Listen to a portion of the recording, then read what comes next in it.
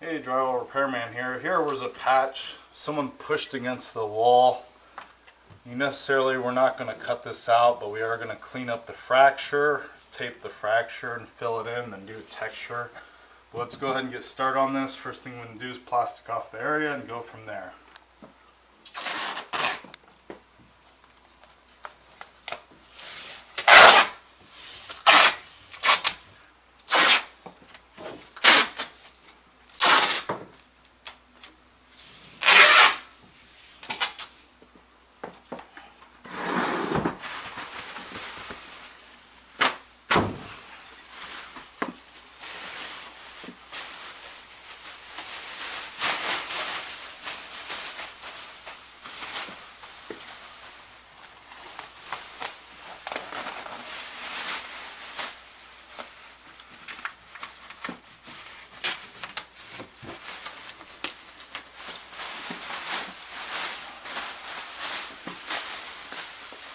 Drywall is messy, so you always want to plastic off the area first. This plastic on the side will be for the texture, because this texture is going to spray texture. It's time to keep the overspray from going everywhere.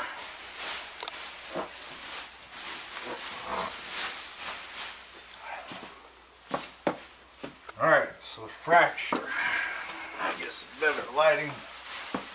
You'll see the fracture, how it's cut in. What I like to do is V-notch it. V-notch it with a razor blade. Take your razor blade, cut the fracture out. Any hairline fractures, go ahead and cut them out. All it is pushed in. You can cut it out and replace the sheetrock, but it'll create more work than need be.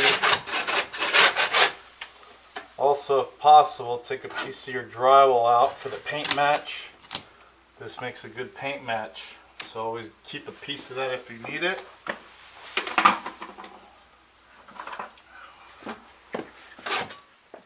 So I like to scrape the area out. Spray glue. Your spray glue is an optional item. It just helps the fiberglass stick better. I just do a thin layer of spray glue. That's just to fill just so the tape bonds better, doesn't fall off the wall. Your fracture, fiberglass mesh tape. You have other tapes out there in the market, fiberglass mesh tape is the go-to item. We're going to basically treat this like a fracture stress crack. We're going to tape it up. Since it's going every direction, just follow a piece of fiberglass on all of it. Nothing to it.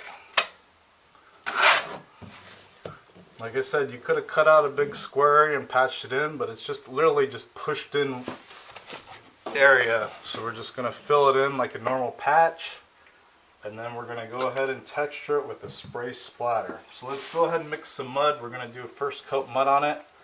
All our fractures filled in.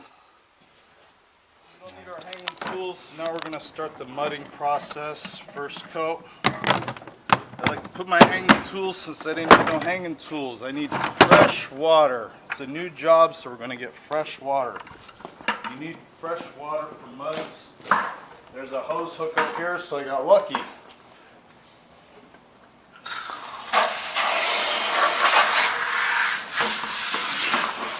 Let that fill up.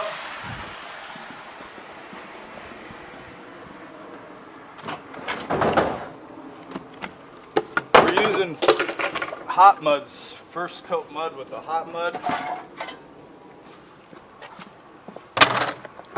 This is a 5-minute mud. First coat, we don't need much mud because we're just basically filling in this fracture crack and coating over the patch. So I only need a half a pan of mud. We use fresh water with hot muds because the fresh water won't make the mud set up faster. So just mix up a little bit. If you put too much water in, just dump it out, no big deal. Just toss and turn your mud. Mixing in the pan's the easiest way. You'll see YouTube videos, guys using special mixing tools.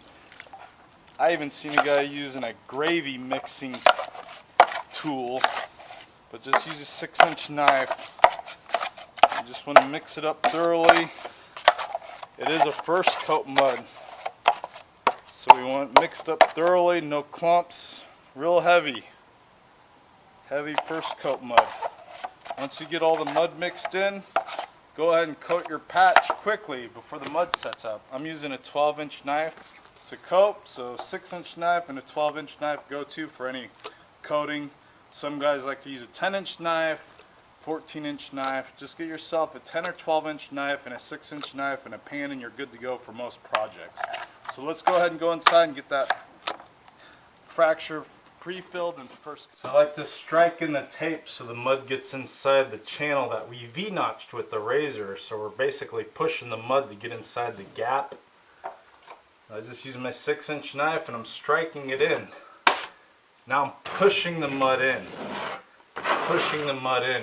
So now the mud's inside the crack that I V-notched. Now we can turn around and coat over it. We're not coating super heavy. I'm not putting a big old clump on the wall. Since this is a corner and this is wood trim, I'm just going to float the whole way over. Basically treat it like you're floating on the patch. Feather the top, feather the bottom. You can go this way, you can go that way. This way I'm going to go down the middle. Then I'm going to feather the bottom, feather the top. That's good enough for a first coat. Extra mud, since you're working with hot muds, like all my videos, dump your mud. Dump it where you're not going to step.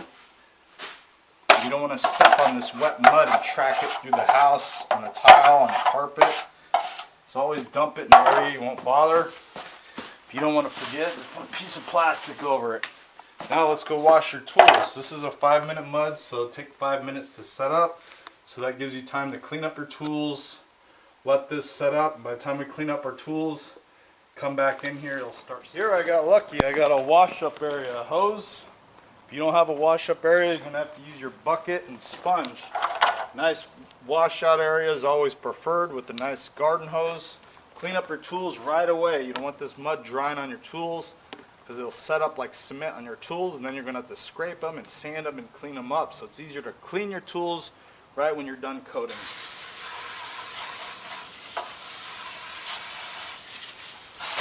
A hose is easier than a sponge and a bucket, but if you only have a sponge and a bucket, no hose, no problem.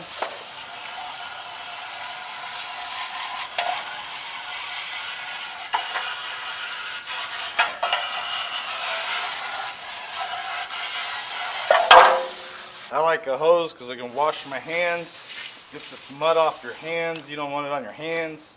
If you accidentally step on it, you can clean your shoes. Keep everything clean, so we're not tracking mud back and forth, back and forth. Keep everything clean. That's a good thing about having a washout area with the hose. Let's go ahead and put our tools.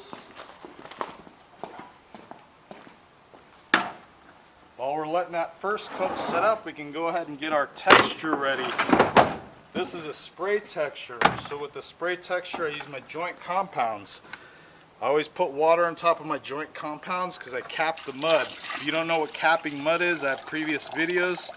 Basically, it's mud from the prior day, the prior job. I put water on it, so I'm able to reuse it. Dump off the water, then remix it. I'm using a hand stomper.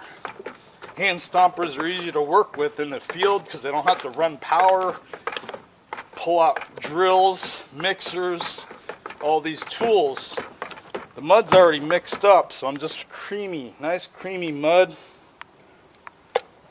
I would say like a really heavy pancake batter consistency. Mud's ready. That's a joint compound for the texture. I just keep a lid on it so nothing falls in it. Put it to the side. This is a spray texture, so I am going to need my spray setup. I know there's these spray cans on the market, the spray texture cans. Don't use those cans. You'll end up making a mess. Even the best drywallers struggle to use those spray cans. The texture's no good, it's too thin. A proper spray texture requires a spray hopper and an air compressor. This is kind of a big air compressor for this job. This is like a medium grade air compressor. Hoppers. Always use a hopper. Of course, it's a small job, so you don't want to go out and buy a $100 hopper and a $200 air compressor. But if you have someone that has one, go ahead and borrow it. If not, maybe you can find a used one. The hoppers have 3 different settings, these tips. The middle tip is always your go-to tip for most textures. Spray knockdowns, splatters. When you start doing heavier textures, you need the bigger tip. The smallest tip is mostly used for orange peels, so you really never use the small one, and the big tip you only use for really heavy textures. So the medium tip is your go-to one. I just keep that in all the time. My extra tips I keep here just in case the job I go to has different textures, so I just keep them on here on a wire.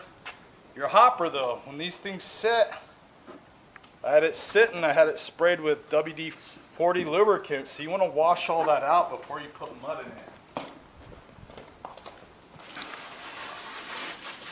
Wash it all out. When you have these hoppers sit for a long time, you do want to spray them down with a lubricant, WD-40. But you don't want to put mud in with WD-40, so you just want to rinse it all out. Any debris in it, get it out of there, dirt, stuff like that. I just put it upside down until I'm ready to go. That way all the water drips out. Our next step we're going to do is a slick out our first coat. So I need my 6-inch knife and a clean sponge. This is working with hot muds. You have to slick out the technique. If we're using joint compounds, you're going to have to let them dry overnight. But let's go ahead and go inside, check on our patch, see if it's dry, slick it out, get our air compressor filled up.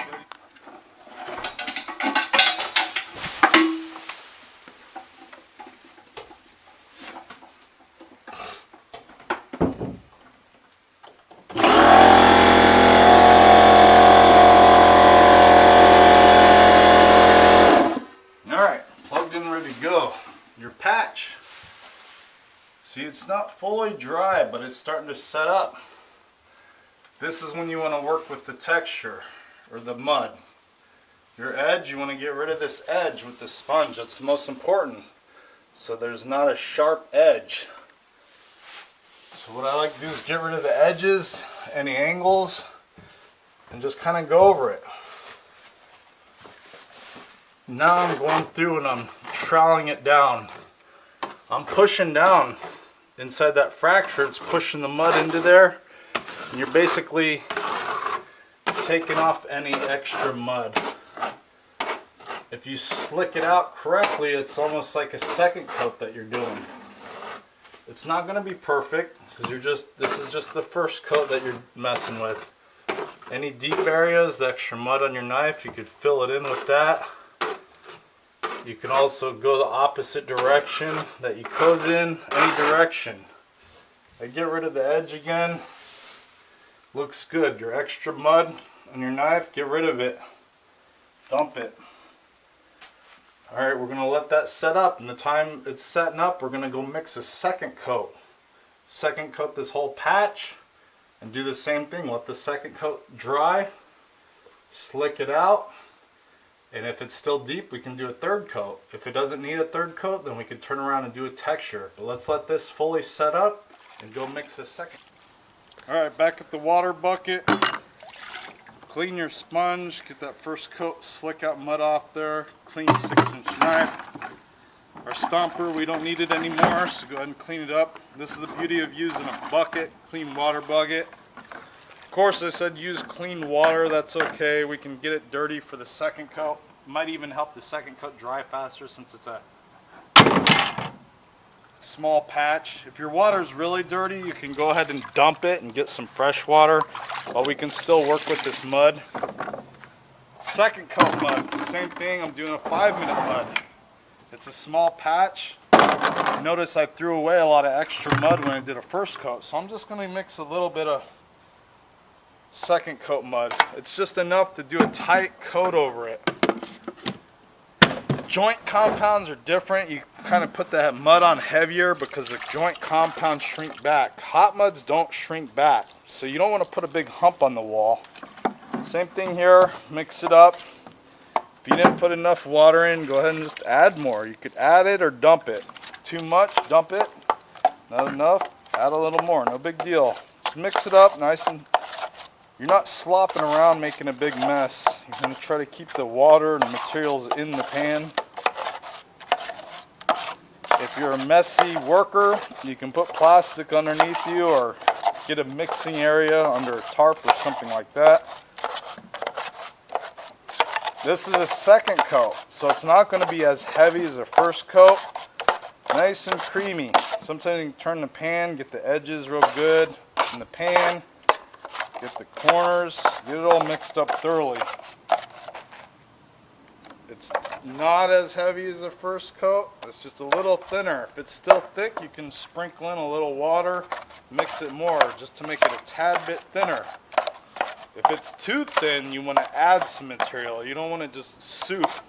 You need coating mud. That's a good second, third coat mud. Mud's mixed up, go ahead and get your coating knife. I'm using a 12-inch knife, so let's go ahead and do a second coat on that. It's really setting up now, so you can even go over the area if there's any blemishes. I could probably turn around and texture that as is, but we always do at least 2 coats on all of our jobs. Same thing here. This first coat, this is our second coat. I like to go past my first coat edge, feather your edge, feather your edge. You can also go the opposite direction you did with the first coat. That just crosses off everything, fills in and chatters. Nothing to it. It's second coated. See, I mixed a whole lot of mud. That's okay. We're going to dump this mud. That's a 5-minute mud, so we're going to give it 5 minutes to dry. We're going to do the same thing. We're going to slick it out with the sponge 6-inch knife. I'm going to run some plastic or masking machine on the ceiling. I don't want to get this texture on the ceiling. We already got the plastic on the side. I got plastic on the side, plastic on the bottom. So we're going to spray texture this whole area. I would say this is a heavy orange peel splatter texture. It's a spray texture. So we're just going to spray this whole area so it's one nice patched wall area. Basically half the wall is going to be textured. Wash up your second coat tools. I don't think I'm going to need a third coat, so I'm going to go ahead and wash up these tools really good because I'm going to put them away once I'm done with them. Nice and clean. Notice it's not all caked up with mud because I clean my tools when I'm done with them. Hands, same thing.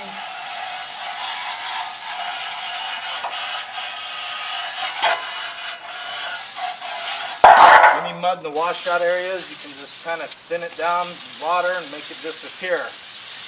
It's gypsum, so it's not going to really hurt any plants.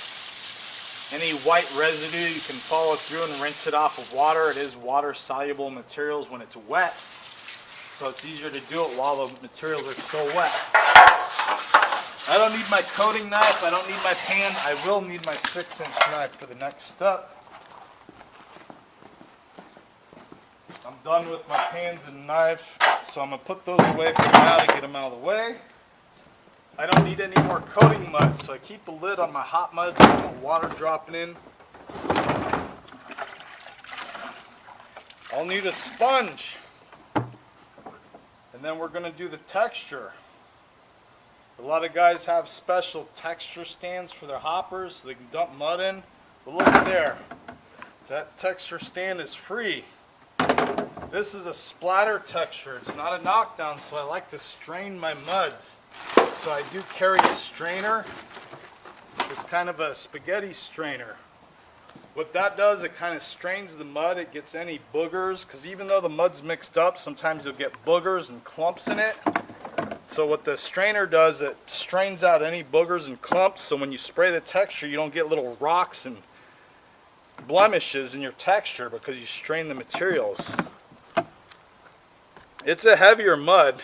That's okay, I'm going to be spraying it at a heavier pressure. I spray it at full pressure. Just tap it in. If you do have to thin down your mud, you can thin it down, but I don't want the spray texture too thin, because you can just spray it at a heavy PSI and get the same design. Spray textures are tricky though. You do want to practice with them until you get a perfect design. Now that's ready. I don't need much texture because I'm just spraying a patch. This I can wash up. My muds. I always scrape the sides of my muds. I scrape the sides of the edges, and I just take a sponge, clean off the sides. I have another job after this, so I'm not going to put a water on it, but if I'm done for the day, I'm going to put a little bit of water on it and put the lid on it. I'm going to keep the bucket out just in case there's extra mud in here, so I can dump the extra mud back in the bucket. Clean my sponge. We're going to go in there and mask off the ceiling and wait till the second coat's fully dry, and we're going to slick it out, and then we're going to do the spray splatter texture. So go ahead and get my masking machine ready, everything's ready. So I only come out here one time, texture it out, and the next time I come back out here is when I'm finished. So hopper with my texture, my masking, sponge, 6-inch knife. Let's go ahead and finish this patch up. Alright, mask your ceiling.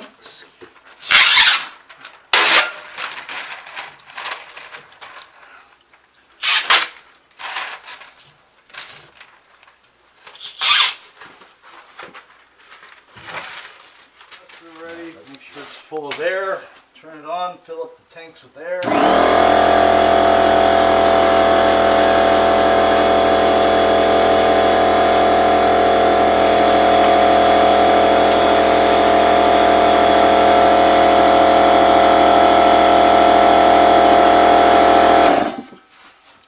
Alright, slicking out first coat, this second coat. Alright, slick out second coat, same thing, get rid of the edges. This is just a damp sponge, it's not soaking wet. I'm just adding a little bit of material, moisture to the patch, slick out. This is almost turning into a fourth coat now. I'm taking the extra mud off. Any blemishes, you can cross it off the opposite direction.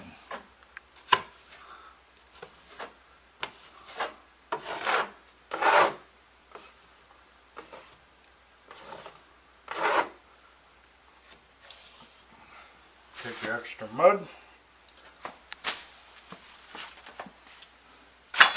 Alright, texture.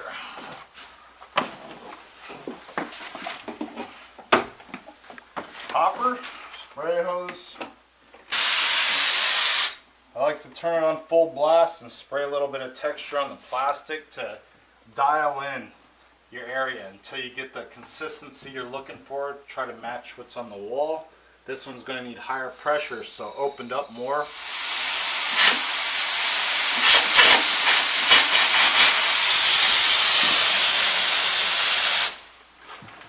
I can see water on the wall, so I'm going to have to let this dry because it doesn't like to stick to water. So we'll just let it dry. Give it a couple minutes.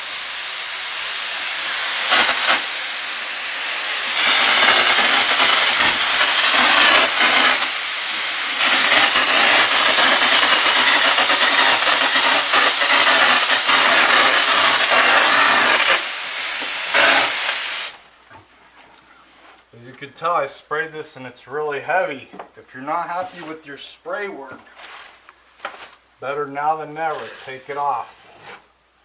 Take it off. This will almost act like another tight coat.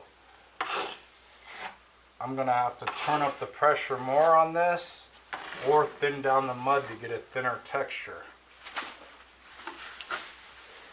Also, remember how I said the tips? It was spraying heavier so I can switch it to a smaller tip. That's why you want to test it until you get fully committed in spraying.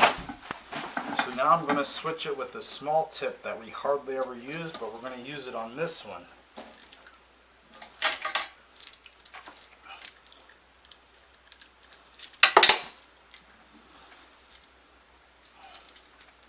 These are all my different tips through the years doing drywall. That's a small tip there. Make sure we got plenty of air and start over. We're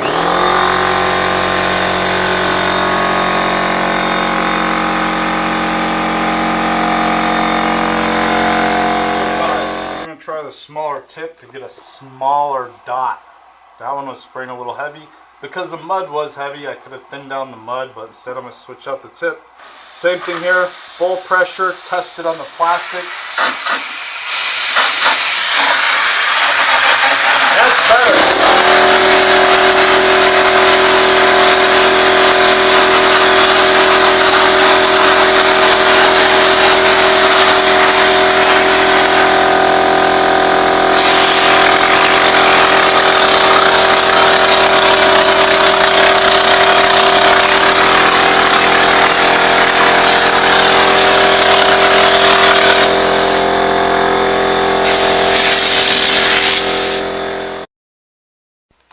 Alright, got it all textured, look at that.